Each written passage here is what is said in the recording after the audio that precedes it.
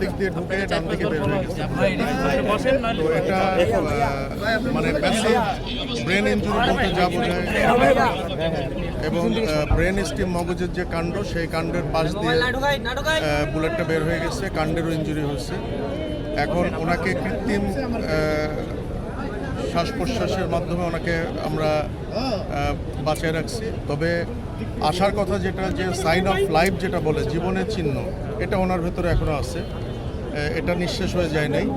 আমরা আশাবাদী, এবং আমি অপারেশনের টোটাল অপারেটিভ প্রসিডিওরের মধ্যে আমাকে অ্যানেস্থেশিয়ার যিনি প্রফেসর, উনি বারবার আমাকে অ্যাসিওর করছেন যে ওনার নিজস্ব যে ইফোর্ট, একটা মানুষের যে শ্বাস প্রশ্বাসের ইফোর্ট যেটা, ওটা ওনার ছিল।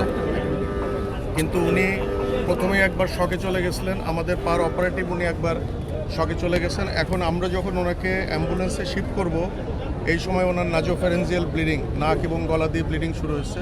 তো ওইটা আমরা মোটামুটি ম্যানেজ করছি, ইএনটি সার্জনরা ফাইনালি ওটা ম্যানেজ করার পরে আমরা ব্লাড দিয়ে সেফলি ওনাকে শিফট করব।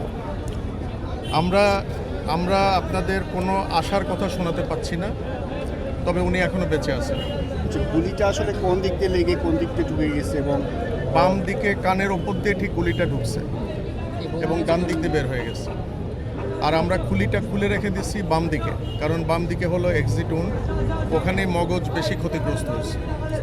ওইদিকে আমরা খুলিটা খুলে রেখে দিচ্ছি। ডুরার যে ম্যানেজমেন্ট সেগুলো করছি, মগজ থেকে পানি বের করে দিয়ে মগজের চাপ কমায় দেওয়ার যে ব্যবস্থা সেগুলো আমরা করছি।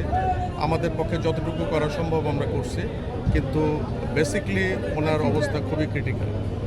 আপনার পুরো নাম পরিচয় একটু? আমি ডাক্তার জাহিদ রায়হান, আমি এখানে নিউরোসার্জারি ডিপার্টমেন্টের হেড। Thank you. ধন্যবাদ সবাই। ধন্যবাদ।